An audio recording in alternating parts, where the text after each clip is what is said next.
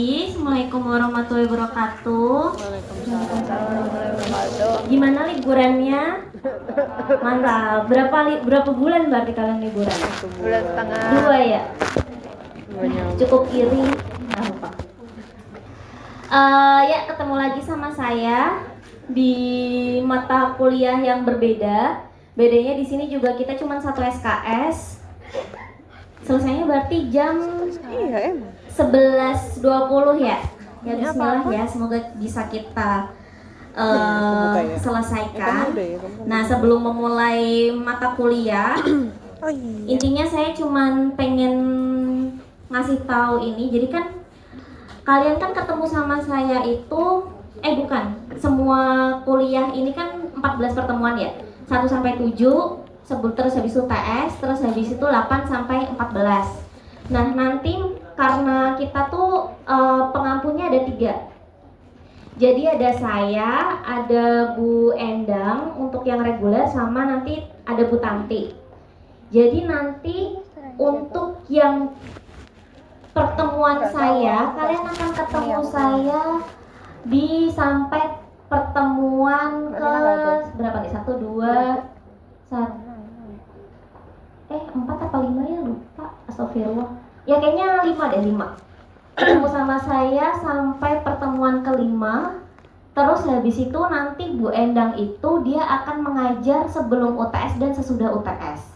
Nah, karena itu jadi nanti untuk materi UTS-nya hanya dari materi saya. Nanti yang materinya Bu Endang walaupun disampaikan di sebelum UTS, nanti Bu Endang materinya masuk di materi UAS. Paham ya? Jadi nanti yang materi UAS berarti dari Bu Endang sama Bu Tanti. Yang dari UTS hanya dari saya. Sejauh ini ada pertanyaan? Gak ada? Oke. Untuk yang RPKPS, ya nanti saya harap kalian baca. Sama mungkin paling penting adalah persentase tugas. Apa ya namanya? Presentase porsi nilai. Jadi kan karena pengampunya 3, jadi saya, Bu Endang dan Bu Tati semuanya masing-masing porsinya sama. Jadi makanya di UTS ini cuma 25%, nanti UASnya 50%. Paham ya? Terus habis itu nanti tugas dan proyek itu 25% adalah nilai total. Jadi semoga tidak ada yang bertanya lagi kenapa-kenapanya. Ntar bisa dibaca di RPKPS. Bentar, saya ngajar apa ya?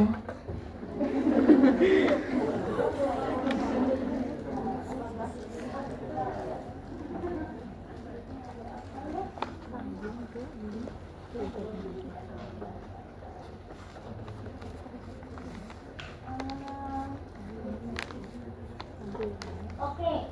Nah, jadi kita sampai jam 11.20 ya.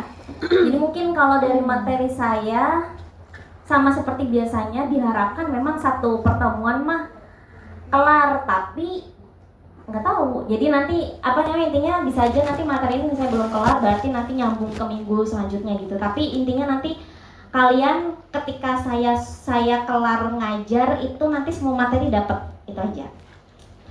Nah, ini seperti biasa langkah pertama kalian akan saya suruh buat enroll elok, mungkin salah satu atau nanti siapa aja bisa ngechat saya buat ngeklik webnya atau passwordnya dan lain-lain, terus di-share ke teman-temannya, atau kalian juga bisa register sekarang. Intinya di sini ada deadline enrollment-nya sampai tanggal 20 Februari jam 20.20 gitu, biar kita semua gampang ingatnya. Jadi 20 Februari 2020. Nah, kenapa kalian harus enroll elok? At least untuk menyelamatkan diri kalian, karena UTS sama UASnya ada di elok. Itu aja. Kalau kalian merasa tapi materinya Bu Halida saya dapat dari teman, nggak apa-apa. Tapi UTS UASnya karena di elok, kalian mau nggak mau harus enroll. Dan deadline-nya adalah sampai tanggal 20 Februari 2020. Nanti di situ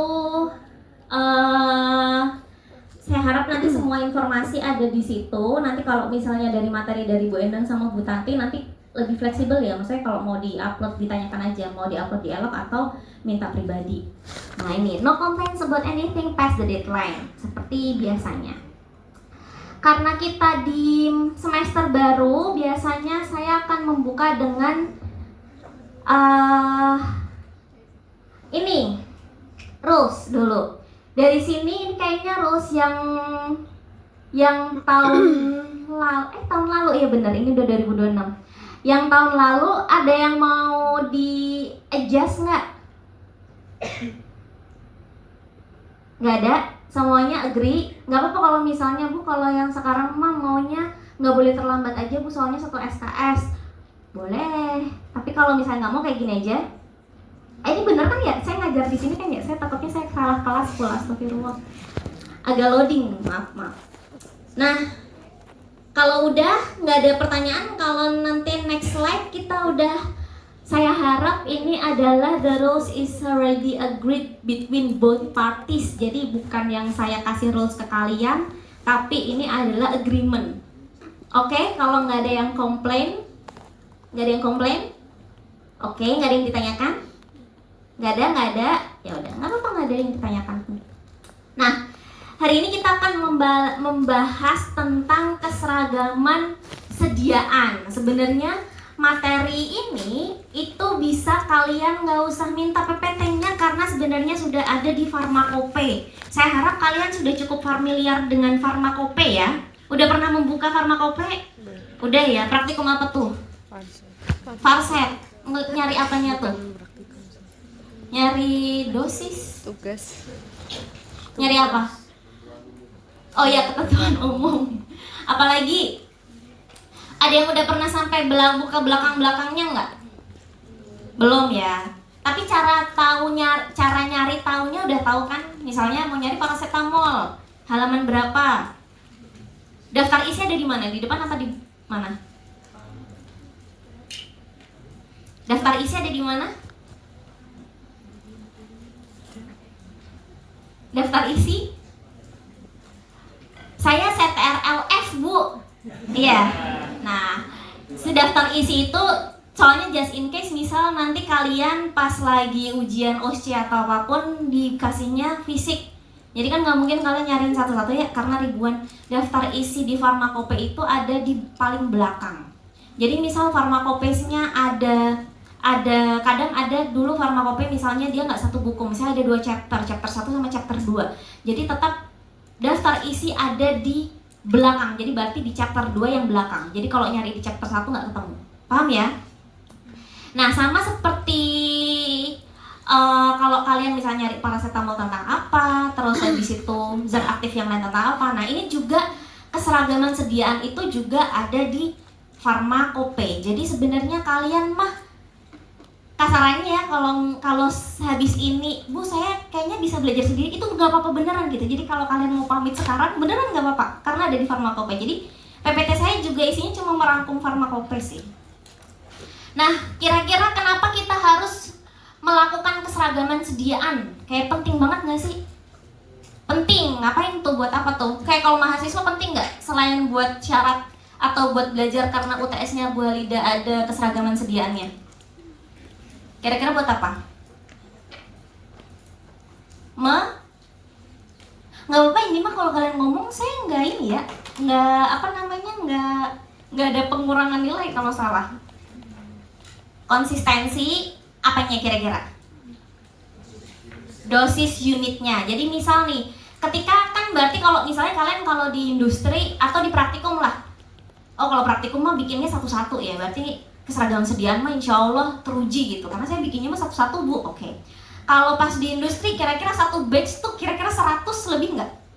Lebih, ada 1000 bahkan, atau berapa ribu. Atau misalnya kalau sekali batch paracetamol tuh misalnya 70.000.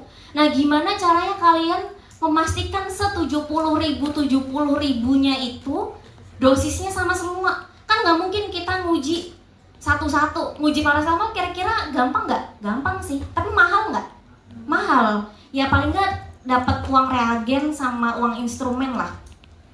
Masalahnya satu tablet paracetamol aja isinya harganya cuman berapa? 1000 sekian. Kalau misalnya mana 1000 sekian ngujinya pakai HPL sih, balik untung nggak? Nggak untung, rugi jadinya. Jadi makanya di sini ada yang namanya keseragaman sediaan. Jadi fungsinya untuk memastikan benar tadi keseragaman dosisnya. Walaupun kita nanti 70.000 batch, kita nggak perlu nguji 70.000 batch, 70.000 tablet. Jadi poinnya nanti kita bisa menentukan dengan sampling tertentu, kita bisa memastikan wah ini udah seragam. Paham ya konsepnya? Nah, keseragaman sediaan itu ada 2 macam yang harus dipaham. Jadi nama parentsnya apa sih? Pokoknya nama besarnya tuh keseragaman sediaan. Itu ada 2 macam. Ada keseragaman bobot sama kandungan. Jadi kalau misalnya kalau ada yang ngomong keseragaman bobot berarti dia udah partikular dalam satu metode. Keseragaman kandungan keseragaman kandungan juga udah partikular dalam satu metode. Jadi bobot sama kandungan itu cuma the way-nya, caranya untuk menjamin keseragaman sediaan. Paham ya? Jadi ada 2 cara. Bobot sama kandungan, keragaman bobot sama keseragaman kandungan. Nah, kapan kita harus melakukan keseragaman sediaan? Tentu saja hampir semua sediaan farmasi itu wajib melakukan, kecuali ada kecualinya nih. Jadi terutama adalah suspensi, emulsi atau gel. Nah ingat, baca kalimatnya sampai akhir. Suspensi, emulsi atau gel yang digunakan untuk eksternal pada kulit. Jadi kalau misalnya Scott Emulsion kira-kira butuh nggak? Butuh. Kalau misalnya gel tapi bentar, gel ada yang internal nggak ya? Ada nggak sih? Udah lupa, astagfirullahaladzim. Yaudah kita skip dulu yang gel. Suspensi misal obat mah, suspensi kira-kira butuh nggak? Butuh. Intinya kalau dia buat eksternal baru boleh nggak melakukan. Tapi selama dia buat internal atau dosis minum atau apapun, atau ini supo dan lain sebagainya, pokoknya yang masuk badan dah, itu berarti wajib dilakukan keseragaman sediaan. Paham ya? Sampai sini dulu, sampai titik ini. Nah, keseragaman sediaan itu berarti kan sebenarnya tadi produk, misalnya proses ya, ini saya produksi. Produksi. Di sini ada tablet banyak. Nah, ini nanti ada namanya keseragaman sediaan. Nah, kapan kita harus melakukan keseragaman sediaan? Itu setelah kita mengkonfirmasi kadar. Kebayang nggak? Enggak. Jadi gini, misalnya kan kalau kalian lihat di farmakope, biasanya misalnya paracetamol, tablet paracetamol paling bawah itu kan penetapan kadar, ya kan? Nah, penetapan kadar itu dia harus memenuhi syarat dulu, baru misalnya syaratnya 90 sampai 110. Persen di sini persen apa? Kalau di farmakope? B per B, bentar. B per B, B per V, atau bukan keduanya? Jadi persen di farmakope itu adalah persen terhadap label. Jadi misal paracetamol kan macam-macam ya sediaannya. Ada yang 100, ada yang misalnya 200 ada nggak sih? Lupa, astagfirullahaladzim ya Allah. 500, ada yang 1000. Tapi kan di farmakope dia cuma nulisnya tablet paracetamol, iya nggak? Dia nggak state ini tablet paracetamol yang dosis berapa nih? Mau yang 100, apa yang 500, apa yang 1000. Nah, sebenarnya metodenya sama. Tapi masalahnya di sini semuanya adalah range keberterimaannya sama semua. Semuanya mah 90 sampai 110. Tapi kalau misalnya nih kasarannya, kalau ini 90 sampai 110 B per B. Lah, sama nggak? Kan beda semua. Jadi sebenarnya 100 ini kalau di farmakope, khusus yang di farmakope buat persyaratan, persen ini adalah persen sesuai dibandingkan dengan etiketnya. Jadi misal kalian ketemu kadarnya, nanti misalnya tablet paracetamol kok klaimnya mah 500, kalian ketemunya adalah 510 mg per tablet. Nah, nanti dari sini kita jadikan dulu persen. Berarti 510 per 500 kali 100%. Nah, inilah nanti persen di sini yang disesuaikan dengan yang di farmakope. Paham ya? Jadi makanya kalau kalian ngelihat di farmakope misalnya sediaan mah cuma satu doang, mereka nggak sesuai dosis. Tapi persen di sini adalah persen sesuai dengan klaim. Jadi misalnya ketemunya 510 tapi ternyata klaimnya 100 ya, jadinya tidak memenuhi syarat. Ya enggak? Tapi kalau misalnya 510 ternyata tabletnya tablet 500 jadinya ya memenuhi syarat gitu. Kebayang dulu sampai sini? Nah, jadi kan ketika kita produksi, terus nanti kita pertama kali yang harus dilakukan adalah menetapkan kadar. Jadi apakah kadar paracetamol di tabletnya kita tadi memenuhi syarat atau tidak? Misalnya yang tadi ini anggap aja misalnya 101%. Berarti dia memenuhi syarat. Nah, baru dari sini kita lakukan keseragaman sediaan. Jadi kasarannya logikanya kayak gini. Apakah tadi kadar saya yang sudah masuk itu semuanya juga masuk? Kebayang nggak? Jadi nggak mungkin kita melakukan keseragaman sediaan tanpa evaluasi kadar dulu. Karena kayak misalnya pas keseragaman sediaan kesimpulannya seragam. Kan sebenarnya kesimpulannya mah seragam dan tidak seragam ya. Nah tapi seragam sama-sama bagus apa seragam sama-sama nggak bagus nih? Nah itu. Jadi makanya langkah pertama ketika misalnya di realnya ya, ketika kita habis produksi kita penetapan kadar dulu, baru setelah kadar kita mengevaluasi misalnya memenuhi syarat 101 ini apakah 70.000 tabletnya tadi semuanya memenuhi syarat atau enggak. Kebayang dulu. Nah ini dulu yang diingat-ingat. Terus habis itu sekarang pertanyaan selanjutnya. Berarti kalau saya tanya metode keseragaman sediaan ada berapa? Ada dua, apa aja? Bobot sama kandungan. Kapan harus ngelakuin keseragaman sediaan? Setelah kadar. Kadarnya tapi harus MS dulu memenuhi syarat. Jadi kalau melakukan kadar sih tapi dia TMS, nggak boleh lanjut ke keseragaman sediaan. Nah sekarang berarti karena ada dua metode, kan pertanyaan selanjutnya, kapan kita memilih metode yang mana? Ya nggak? Jadi kan tadi ada dua metode, ada yang bobot sama kandungan.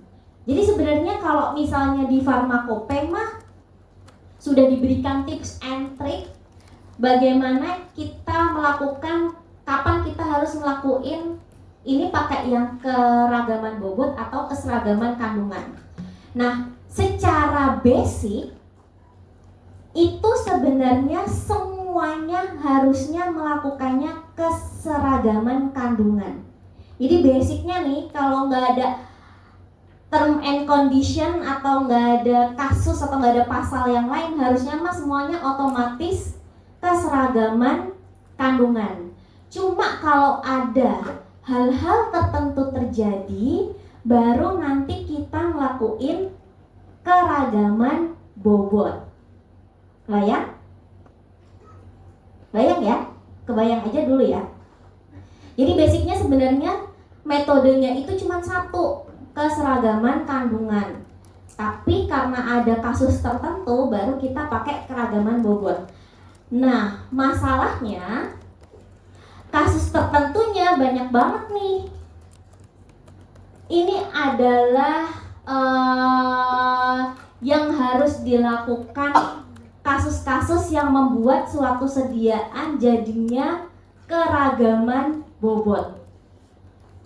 Ya saya juga nggak expect kalian ngapalin semua, tapi at least kalian paham. Jadi misal, kalau misalnya dia larutan dalam wadah suatu dosis dan dalam kapsul lunak, kalian kebayang nggak maksudnya tuh sediaan yang kayak gimana? Misalnya kayak kalian ada ini kapsul vitamin vitamin E biasanya.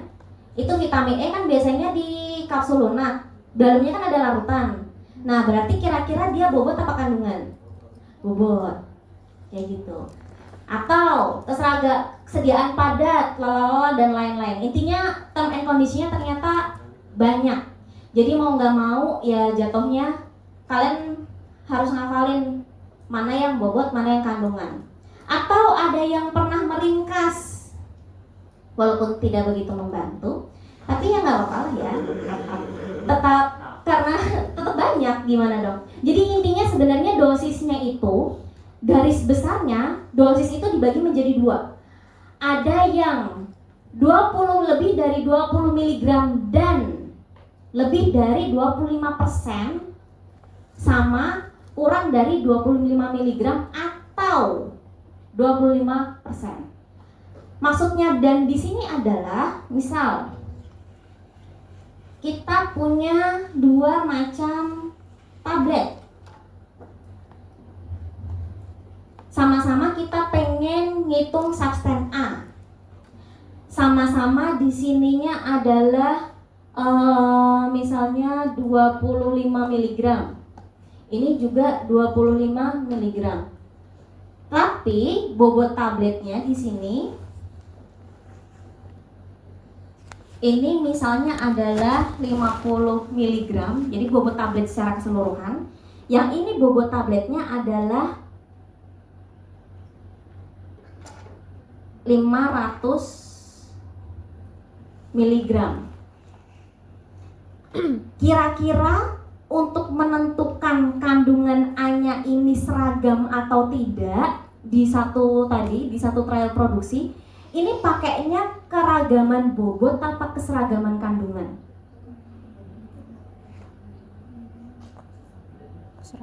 Atau sebelumnya ini dulu deh. Misalnya let's say ini kanan, ini A, ini B. Dia di baris A atau B?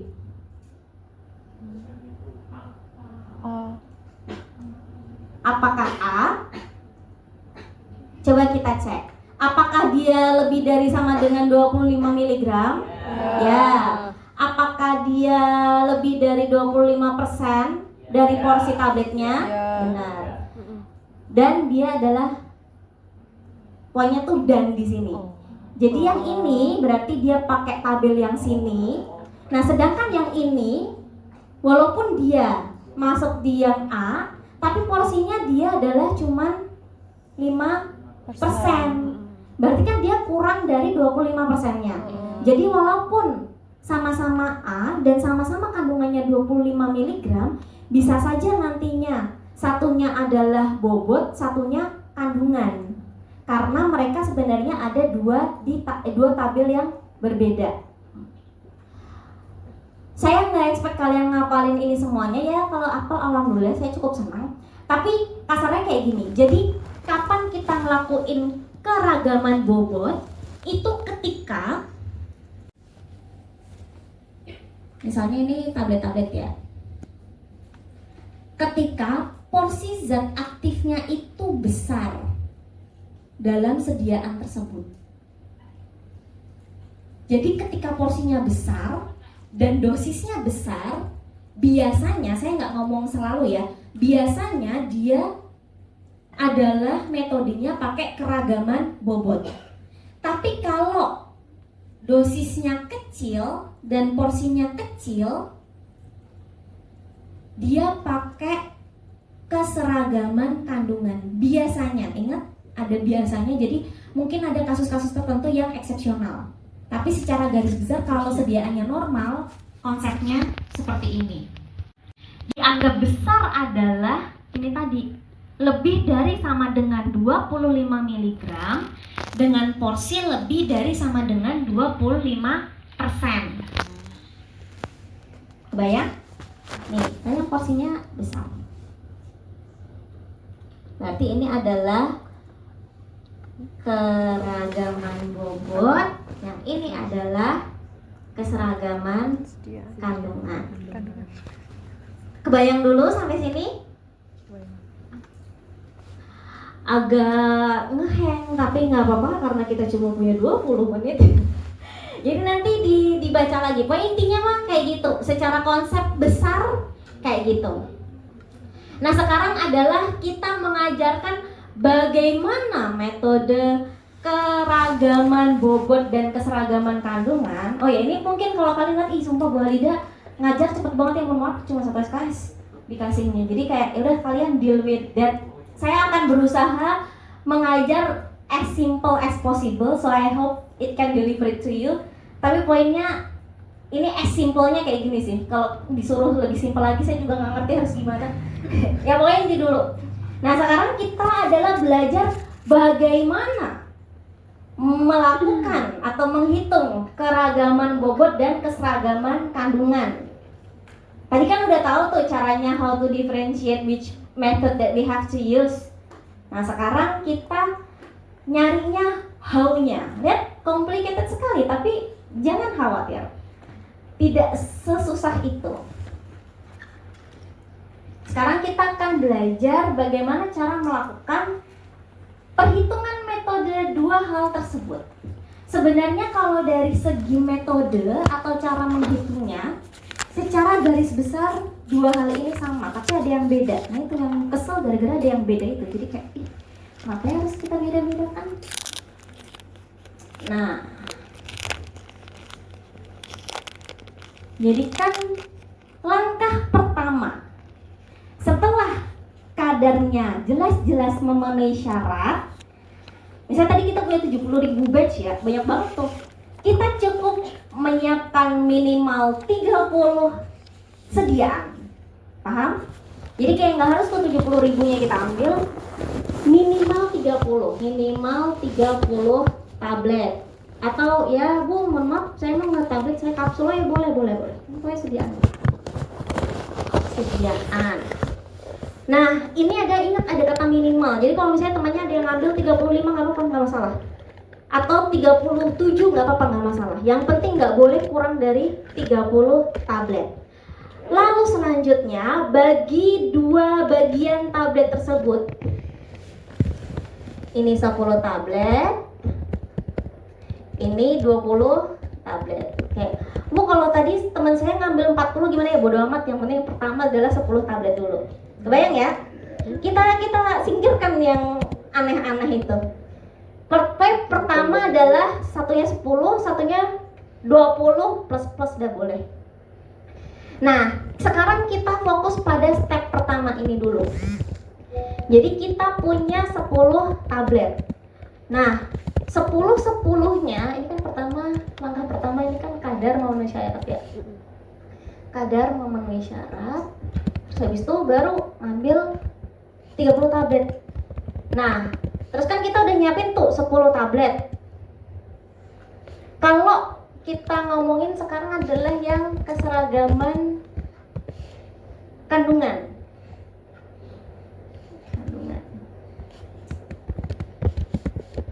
Nah, kita punya 10, 1, 2, 3, lalala sampai 10 tablet. Selanjutnya kita hitung kadar per tablet. Kebayang?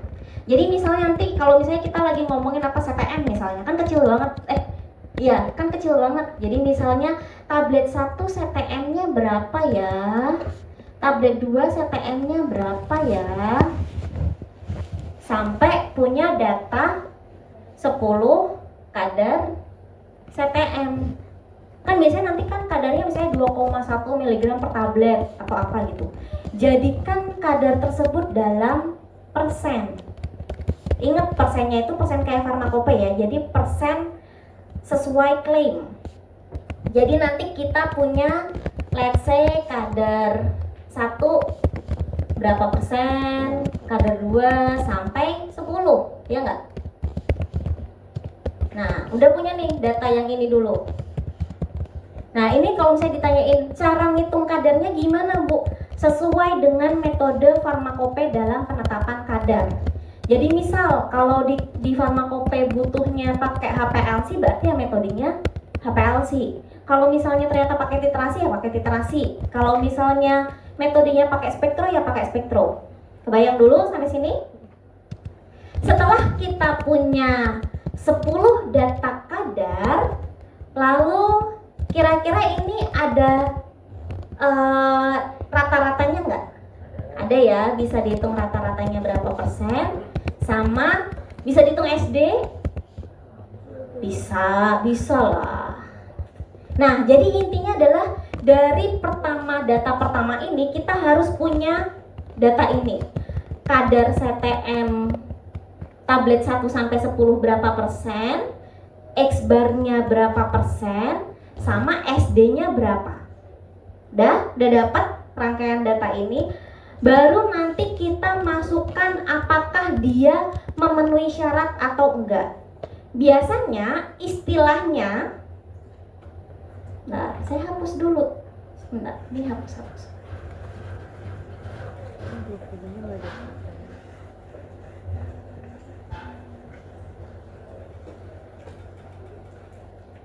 Nah, sampai mana tadi?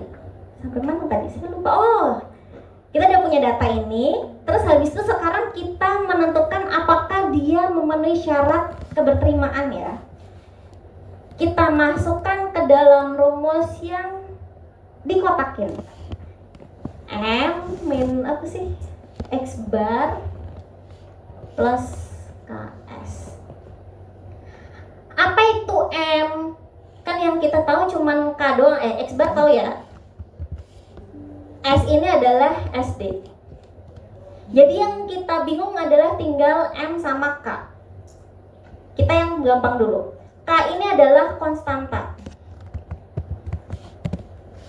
Jadi ini angka pasti. Kalau jumlah data kita ada 10, K-nya adalah 2,4. Jadi kalau N-nya 10, K-nya 2,4. Kalau N-nya nggak 10 gimana Bu? Pikir nanti. 10 dulu, kalian mikirin yang ini dulu. Ya. Jadi udah tahu nih nilai K-nya, udah solve. Terus habis itu sekarang nilai M. M itu sebenarnya tergantung dari nilai X-bar-nya kita. Jadi ada 3 kriteria. Kalau X-bar-nya kita kurang dari 98,5, berarti M-nya adalah 98,5. Kalau X-bar-nya lebih dari 101,5, berarti M-nya 101,5. Hanya jika X-bar-nya berada pada rentang 98,5 sampai 101,5, berarti M sama dengan X-bar. Misal X-bar kita adalah 102, berarti M-nya berapa? 101,5. 101,5. Kalau misalnya X-bar-nya 99,1, nah 99,1. Kalau X-bar-nya 97,2, M-nya 98,5. Kebayang? Jadi nilai M ini tergantung nilai X-bar-nya kalian. Gitu. Dan range-nya selalu seperti itu. Nah, nanti semuanya dimasukkan. Kalau kalian ngelihat, misalnya kalau M-nya misalnya kita kasus yang tengah ya. Berarti kan ini kayak lah 99,1 kurangi 99,1 mah 0, ya enggak? Ini 0. Ingat ini adalah apa? Mutlak, ya benar. Jadi nggak ada minus. Ini kita best case decision, best case scenario dulu. Jadi misalnya X barnya bagus, berarti M sama dengan X bar, berarti mutlaknya kan 0. K-nya misalnya berarti 2,4. Misalnya SD-nya kecil. Kalian sukanya SD-nya angka berapa? 0,1. 0,1% misal, ya. Oh, bagus banget, nggak apa-apa. Namanya juga cita-cita. Jadi jadi kan berarti nilainya berapa nih? SD tuh biasanya kalian satuannya apa sih? Ada satuannya nggak? Ada persen nggak? Enggak. Ada persen. Jadi sebenarnya gini, satuan SD itu mengikuti satuan X bar. Jadi kalau misalnya X barnya kalian persen, SD-nya pasti itu persen juga. Kalau X barnya tadi miligram per mili, berarti tadi SD-nya adalah miligram per mili. Karena sebenarnya penulisannya tuh kayak gini. Misal tadi X barnya kita pakainya 99,1 ya, dengan X barnya 0,1. Sebenarnya kalau di bahasa paper, kalian tuh nulis kadarnya kayak gini. Berarti kadar sama dengan 99,1 plus minus 0,1%. Nggak usah kalian nulis X barnya berapa, nggak usah kalian nulis SD-nya berapa. Dengan kalimat seperti ini semua orang tahu ini adalah rata-rata, ini adalah SD. Gitu. Jadi makanya sebenarnya kalian nggak usah yang data 1, data 2, data 3, rata-rata SD. Nah, satu kalimat cukup. Oke, balik lagi ke sini dulu. Nah, nanti kan udah ketemu ya 2,4 kali 0,1 berapa? 0,24 dong. Astagfirullahaladzim, sesat sekali saya. 0,24%, ya kan? Nah, ini adalah nilai yang dinamakan L1. Nah, nilai ini yang nanti kita bandingkan. Apakah dia, oh bukan deh, dia namanya bukan L1. Saya nggak tahu ya ini namanya apa ya. Astagfirullahaladzim, Bu, tadi kan saya udah nyatet, nggak apa-apa. Brainwash. Keseragaman. Nih saya tadi ya, apa konstanta keseragaman gitu aja ya. Nah, angka ini yang kita bandingkan dengan nilai ini. Jadi, jika dia kurang dari sama dengan L1, maka dia memenuhi syarat. Nah, L1 tuh siapa? Emang membingungkan. L1 ini adalah dia itu biasanya 15%. Emang ada yang nggak biasa, Bu? Ada. Cuma biasanya nanti kalau dia nggak biasa, di farmakope akan dituliskan L1 sama dengan nilainya sekian. Jadi kalau di farmakope nggak ada tulisannya, berarti L1-nya selalu 15%. Nah, nanti angka ini, konstanta ini kita bandingkan apakah kurang dari sama dengan 15% atau enggak. Berarti kan ini kurang dari. Berarti kita sudah bisa memberikan kesimpulan bahwa wah 70.000 sediaan tadi kita adalah memenuhi syarat keseragaman kandungan. Gitu. Udah, sebenarnya udah. Terus ini 20 apa Bu? Nganggur. Paham? Nah, kapan 20 ini dipakai? Ketika angka ini tidak terpenuhi.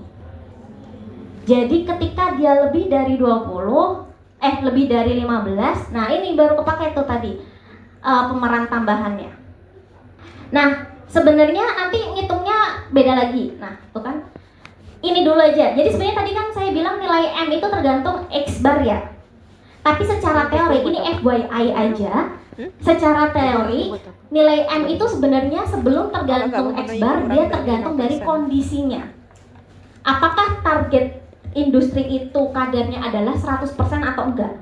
Emang ada yang kadarnya targetnya nggak 100%, saya juga nggak tahu. Tapi karena di farmakope menuliskan, berarti kemungkinan ada. Jadi kondisi 1 itu ketika targetnya 100% atau di bawah dari 101,5. Secara normal, target sediaan di industri itu selalu 100%. Makanya kita selalu, kita fokusnya pada kondisi 1, nggak di kondisi 2. Kondisi 2 itu ketika bahkan target industrinya saya pengen kadarnya sebenarnya 105%. Baru kita pakai nilai kondisi 2. Ya boleh dibaca, tapi biasanya karena jarang keluar kasusnya, jadi saya tadi fokusnya langsung shortcut di M sama dengan ini tadi. Ini adalah kondisi, cara menentukan kondisi 1. Kebayang? Kebayang ya? Kebayang dong, please banget. Terus habis itu, nah ini kita tadi kan best case scenario ya. Kayak wah 20-nya nanggung tuh, gabut banget dia mah, hanya pemeran tambahan. Nah, ketika si L1-nya ternyata dia lebih dari 15%, nah ini baru kepake nih. Akhirnya kepake.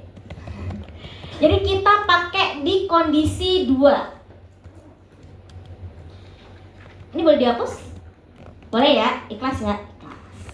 Yang ini dulu deh. Nah, kondisi 2 ini berarti jumlah sampel kita ada berapa? Ada 30. Karena tadi datanya 10, kita nambah lagi datanya 20. Jadi kita punya 30 data sampel. Nah, kondisi 2 ini sebenarnya mirip sama kondisi 1, cuma jumlah sampelnya lebih banyak. Nah, 10 yang tadi tetap dipakai plus tambahan kadar dari nomor 11 sampai nomor 30. Kebayang? Jadi nanti di sini kalian punya kadar 1 sampai kadar 30. X-barnya kira-kira ganti nggak? Ganti. Karena X-barnya ganti pada kondisi 2, M-nya ganti nggak? Ganti. Kan tergantung X-bar. M-nya bisa saja ganti pada kondisi 2. SD-nya ganti? Ganti. Karena datanya berubah. Jadi sebenarnya sama persis, cuma karena sampelnya lebih banyak, kalian kadarnya X-barnya jadi ganti, M-nya jadi ganti, SD-nya jadi ganti. Kebayang? Nah, karena sekarang kalian punya X-bar baru, M baru, dan SD baru, kalian hitung lagi dari awal nilai M-nya. Karena kira-kira kayak, yaudah kalau misalnya jumlah sampelnya ditambahin, masih masuk nggak ya? Kayak gitu. Nah, ini adalah kondisi 2. Nah, kondisi 2 yang beda adalah nilai K-nya. Tadi, makanya ini kan. Kalau yang kondisi tahap 1 kan kalian cuma fokus M10 sama dengan M10 K sama dengan 2,4. Nah, karena sekarang kita N-nya 30, K-nya adalah 2,0. Lebih rendah. Jadi kayak lebih tidak strict gitu. Dihitung sama persis. Nanti yang kalian dicek adalah balik lagi nilai L1-nya. Apakah angka yang baru ini, angka baru, dia apakah sekarang kurang dari L1 yaitu 15%? Kalau kurang, di kondisi kedua ada tambahan syarat. Ini adalah syarat range. Jadi kita harus ngecek masing-masing kadar ini yang kita punya 30 tadi, semuanya harus masuk dalam kadar 1 kurangi 0,01 kali L2 25% ya, kali 25% kali M. Ini range terkecil, ini range terbesarnya. Jadi misal ini dapatnya misalnya 97 sampai 103 misal. Nah, nanti kita cek apakah masing-masing kadar 1 sampai 30 ini dia berada dalam range ini atau enggak. Kalau misalnya juga berada dalam range, baru kita menetapkan sediaan ini memenuhi syarat keseragaman kandungan. Selesai. Sampai sini dulu, paham nggak? Paham ya? Jadi sebenarnya rangkaiannya seperti itu. Istighfar. Kayak yang bobot kayak kemungkinan besok deh. Minggu depan ya. 17 emang saya bisa 3 menit. Bisa sih, cuma cukup nge-rap kalau kalian mau. Ini aja. Saya kasih intro sedikit. Ini yang keseragaman kandungan udah paham ya? At least timeline-nya kayak gimana dah gitu dulu. Jadi kayak 30 kita bagi 2 dulu, 10 sama 20 nganggur, yang 10 dulu kerja, dihitung kadarnya, dihitung konstantanya, nanti dibandingin L1. Kalau nggak masuk, 20 baru masuk, jadi datanya punya 30. Terus habis itu dihitung lagi semuanya, dibandingin datanya sama L1 dan range-nya masing-masing dicek apakah masih masuk range yang baru ini, syarat ini atau enggak. Paham ya? Nah, kalau ini kan baru ngomongin 1 ya, astagfirullahaladzim, dari tadi baru ngomongin 1. Tadi kita ngomongin cuma keseragaman kandungan. Nah, tadi metodenya ada berapa? 2. Kita punya keragaman bobot. Bedanya sebenarnya keragaman kandungan sama bobot, ininya sama persis. Konsepnya semuanya sama persis. Yang beda adalah cara kita menentukan tiap-tiap kadar di sini. Cuma beda di sini aja. Jadi bagaimana kalian menentukan per masing kadar ini. Nah, sebenarnya nggak masuk sih kalau saya kayaknya suruh 1 menit menjelaskan. Jadi minggu depan aja biar kalian lebih paham. Tapi intinya bedanya cuma di sini aja. Jadi cara menentukan kadarnya beda, tapi nanti 10 kadar nanti tetap sama-sama punya X bar, punya SD, intinya sama semua, konsepnya sama. Sampai sini dulu ada pertanyaan? Nggak ada. Kalau nggak ada, ya ini nanti besok ya, besok. Kalau nggak ada, saya cuma udah 11.20, nanti kalian intinya masuk elok dulu aja deh, nanti materinya saya upload di situ. Kalau materi saya kemungkinan besar semuanya saya upload di situ. Kalau nggak ada pertanyaan, saya akhiri. Kalau misalnya ada pertanyaan tapi malu, boleh ketemu saya di belakang atau nanti disimpan buat minggu depan. Ya, sekian dari saya. Terima kasih. Deh ya, apa? Absen? Belum absen, masih bisa nggak ya? Kamu belum absen? Coba.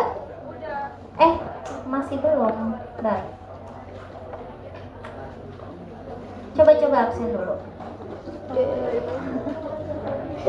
Tiwan survive. Apaan? Bisa nggak? Dewan nggak mati. Hidup. Namanya siapa tuh saya cek. Oh, masuk kok. Siapa namanya, Pak? Alfa. Oh, Alfa. Oh ya udah nih, Alfa Ayu Bening. Oke, siap. Ya, kalau misalnya udah, saya cukupkan. Ketemu besok lagi. Terima kasih. Wassalamualaikum warahmatullahi wabarakatuh. Sepertinya ya, Ibu Bu Alida udah lama kerja di industri.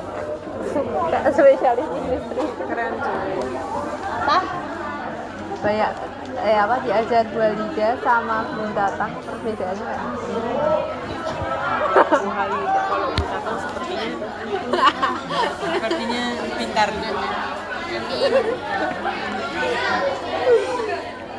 Kerekam loh.